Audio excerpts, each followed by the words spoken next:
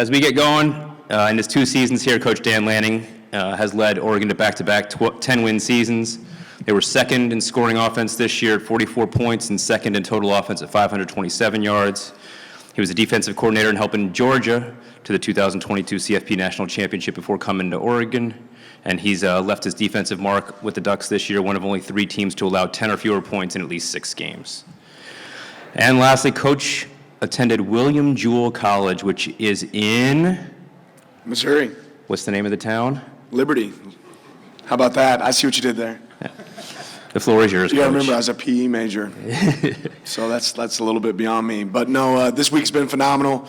I really enjoyed the opportunity that our players get to spend, with each other away from Oregon and experience a little bit something different in life. I think we've had great enthusiasm and energy at our practices this week. And I know our players have enjoyed their interactions with each other and an opportunity to go out in the field one last time and compete. So with that said, we can open it up. But side note, Fiesta Bowl has been unbelievable. At every turn, there's an answer for us. Great representation. That this bowl has been first class in every shape, way possible. It's been elite, and I've been a part of a lot of great bowl games, but this is as good as they come. Thanks, Coach, for saying that. I'm going to start off, when people talk about this year's Ducks, they talk about and start with Bo Nix, so I'm going to start today with Bo Nix. One stat is that he's only had 3 interceptions for the whole year in 13 games. In FBS this season, there have been 70 games in which the quarterback has had 3 interceptions in that game. So what makes Bo so special with his ball control, decision-making, and completion percentage? Yeah, Bo's been a really accurate passer this season. I think it starts with decision-making, knowing where to take the ball. Even one of those interceptions hit our guy right in the chest. So he's done a great job of protecting the ball. And when you do that, you have an opportunity to win games. I think he's sitting here on the verge of, he has an opportunity. I think it's a tough opportunity, but he has an opportunity to finish as the NCAA's leading passer as far as accuracy this year when it comes to completion percentage. So he's done a really good job of completing throws, and that's where it starts with not turning the ball over. All right, we'll open the floor. We'll start with Jenna Ortiz here from Arizona Republic. Ava, right here. Thank you.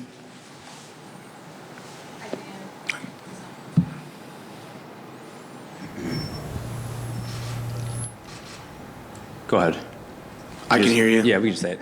I just want to know what's it been for you to have Brandon Dorless, Bo Nix, and Bucky Irving playing in this final game?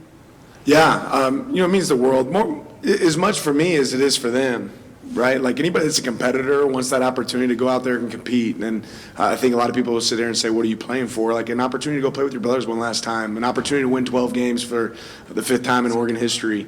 There's a lot of reasons to get to go do that. And guys like Brandon and Bucky, at one point, I think Bucky was kind of like unsure what he wanted to do. And I said, hey, sleep on it, man. Think on it. This is your decision.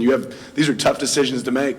And he came back and said, I wouldn't feel right in my stomach if I didn't play in this game. Like it bothered me, even thinking about the possibility of not, competing in this game. And that's the kind of guys, that's the way they're wired. Speaks volumes about what they want to do and what the legacy they want to leave here at Oregon when they're done playing. We'll go second row over there, Doug Haller. Hi, Dan. Earlier this year, you were linked to a high-profile job that opened in the country, and you shot it down emphatically. What is it about Oregon that has suited you so well? Oregon gave me an opportunity that no one else gave me to start there. They saw something in me that not necessarily anybody else saw. And beyond that, there was an opportunity at this place to do some things that I thought, I had everything in front of me as far as accomplishing the goals that I wanted to be able to accomplish. And when you work with an administration like ours, like a guy like Rob Mullins, you see the alignment within the university of the things that you want to accomplish. All those things exist at Oregon. Innovation, college football is changing so fast, and Oregon's willing to be on the cutting edge when it comes to that. For me, I don't take that lightly, and I feel like I have unfinished business here. There's a lot that I want to accomplish here. And then, maybe more importantly than any of that, my kids, right? I've lived in 8 different states. I'm tired of moving, right? And you got to change like license and all that stuff every time. It's just not fun. So, and probably even less fun for my wife. So we love Oregon. It's been everything that we wanted. We get to coach great players, get to be around great people, and this makes a lot of sense for us. We'll go front row, James. Dan, is the issue with Catapult what's going on nationally impacting you guys in any way, and if so, how? No, not that I know of. Maybe it should be. Our guys are still using their iPads right now, and if somebody's spying on us, they still got to beat us. So, at the end of the day, we want to be able to, take advantage of, our film system. And I'm certain that there's some issues there that need to be cleaned up, but I can't really speak to what I don't know. Go ahead, James. Well, we've seen now some of the freshmen you were alluding to, Dan, at practice and looking like they're on the two deep. We haven't asked you a lot about Solomon Davis. What has he shown throughout the season, but especially in bowl prep where it looks like he's going to have an opportunity? Yeah, just constant improvement. Solomon's a competitor out there. He's a guy that takes great notes, looks for opportunities to go compete. And we've seen a lot of young guys in practice show up, but Solomon's certainly one of them. Go to the right, go to Matt. Another freshman, Dan Jirion. A lot of players have spoken really highly of him. Just body type is different than it was maybe even 8 weeks ago, and just his play. What have you seen from him, and just the value this month gives for his opportunity? Yeah, he got here a little bit later, right, coming in the summer and not having maybe the opportunity to go through the offseason with us. I think having this season almost, was his offseason. He was able to get his body where it needed to be, get healthy. He had some dings and nicks, and he's starting to really perform at a higher level. His focus, his intensity on the field is gone to a higher level, and that's resulted in some really good plays out there on the field. I hope it shows up for us on game day. We'll go back to James in the front row. We saw Jordan Burch yesterday, certainly optimistic there. Do you expect him to be able to play, and at what percentage do you think he's at right now with the left knee? Yeah, we're going to always be safe with Jordan, but I think I anticipate him being able to play. We'll see how it plays out. Go in the back on the camera platform, Megan. Thank you. Yeah, Trevor Den, KVOW TV. Dan, obviously you got one of your major coaching breaks here in this state at Arizona State. Now you're in the Fiesta Bowl as a head coach. Do you have a chance when you're driving around to reflect on that and think about how far you've come in your career now that things are coming full circle back here in Arizona? Yeah, it's been a lot of fun. This place has changed a lot in the last 12 years since I've been here. There's a lot of new buildings and a lot of change. But yeah, it is certainly something you sit back and reflect on, being here as a GA in 2012 and 13, and now getting to come back through a different lens. It's still football, still awesome weather down here. All those things exist, but you definitely remember the opportunities that have been created for you by being places like here. Go back to James in the front row. Taisheem told us he's coming back. What does that mean to your secondary with him specifically, but as versatile as he is as well, and the options he gives you? Yeah, he's a great football player. He's talented. He cares. It means a lot to him. He enjoys playing ball. And I think there's several other guys that obviously have decisions to make. That we'll have clarity on those in the next few weeks. But yeah, Taisheem's one of those guys that gets things done for us in the back end. He can play the ball well. He's a good tackler, and I know he's excited for the things that he can improve on. I'm going to go right here in the middle, Coach. Coach, what does it mean to you and your team just to play with the Pac-12 logo on your jersey for probably the last time? Yeah, it's a history I think that we'll all miss, and remember fondly. Beyond that, it's really more about the O on our chest for us than that. Get an opportunity to play for that, but getting to play in the last, one of these last Pac-12 games is certainly one that we take pride in. Coach, we'll go to Matt here on your right-hand side. A lot of your players have talked. They also have decisions to make with draft decisions. What's your involvement? They've talked about needing to speak to coaches, speak to parents. How do you navigate those waters of just helping them get the most information? Yeah, just try to share experience, real life experience that, I've had with, players in the past. I've had a lot of guys get drafted that I've got to coach. And sometimes those guys made great decisions. Sometimes they didn't. You try to make sure they understand what accurate information looks like. Point them in the direction of accurate information. Then you try to step back and let their family and the people that they care about, loved ones, help them make a decision. I don't think it's ever easy making those decisions. And then sometimes you have to realize there's what you want to do, right? And then there's what you should do, right? There's a lot of guys that want to go play in the NFL, right? But it doesn't mean that I'm ready to go play in the NFL, right? And then there's a lot of guys that would want to come back and play another year in college, right? Because they enjoy that experience so much. But, maybe the reality is they should move on.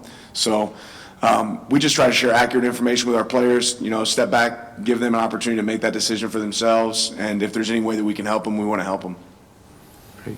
We're going to go to Doug on the left. Dan, you guys were so close to getting into the playoff, just a few plays. As a coach, how do you get that out of your system, or is it even possible to get that out of your system? Yeah, that doesn't leave your system. Something you think about consistently, and it can be, part of your fuel for the future and what you want to be able to accomplish down the road. But I think you'll always remember the things that didn't go your way. Coach, we'll go right in front here with Cody. Coach, second time playing in the state of Arizona this year. It's a state you guys recruited so effectively the last couple cycles. You guys have landed some of the top players in the state of Arizona. What's the significance of playing in a game like this in a state you guys are so successful recruiting in? Well, I think you said it. There's great football here in Arizona. I think it's only getting better. There's certainly some great players that play here in the state of Arizona, and we want to be able to come down here and get the best players from the state of Arizona consistently. Having games like this give us that opportunity, right, to be in front of our fan base. It's made it really easy transition for the couple of guys that we signed this year to be able to come up here and practice with our team as well. So it's definitely a place that we want to continue to recruit at a high level. Go to James in front here and then over to Matt. After the game, Dan, when you turn the page to Tuesday, the countdown clock starts to next season, and it sounds like the opener is in at least some degree of uncertainty or jeopardy. Your thoughts on whether the Hawaii game gets played, if it were to get moved, and seeking a waiver to still play it? Do you want to play the 13th game, or if it has to get kicked down the road until they have a stadium, how are you feeling about it? Yeah, I'm not even thinking about it. Not thinking about it at all. I'm thinking about this game. We can worry about 2024 when we get there. I guess we'll be there quickly, but we're not there yet. Matt.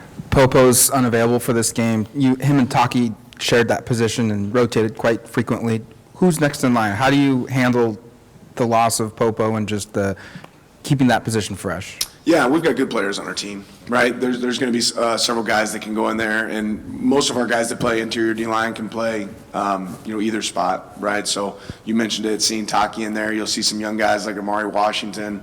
You'll see, Casey Rogers-Keon. You'll see Brandon Dorless at times playing inside. So we have the ability to move some guys in and around, and that's what we'll do come game day. Coach, we're going to go back left. Emily's back there. Hey, Coach. What have you seen from this Liberty team, and how difficult has it been to maybe motivate your guys to play a lesser opponent from what social media says? Well, this isn't a lesser opponent, I'll tell you that. It's the first thing you do when you turn on your film. You see a really good football team. They lead the nation in rushing yards, over 300 yards per game. They get more interceptions than anybody else in the nation. They have a quarterback that can create explosive plays. Several of the players on their team started off at Power 5 schools, and I don't know if everybody realizes this, they've won every single game they've played. So that's a pretty good team. And our players recognize that. So it doesn't take any extra motivation. You're competing against yourself every single day when you step, whether it's on the practice field or on the football field, and our guys understand that. But it's about putting our best foot forward, having some pride and performance about what we want to accomplish. And what we know is it's going to take a really good showing from us to be able to compete well with Liberty in this game. We'll take one last question from Matt, and then we'll bring the players in the room. When do you feel like your team flipped from the disappointment of Vegas to being fired up for this opportunity? And how do you feel like that transition happened? I think that's what winners do, right? You don't have a lot of time to cry over spilt milk, right? And when things don't go your way, that's how life works. Are you going to get back off the ground and go compete, or are you going to sit there and feel sorry for yourself, which no one else will do? In fact, most people celebrate your losses in real life, and we're interested in winning. So the only way you get up and win is you go out there and compete again.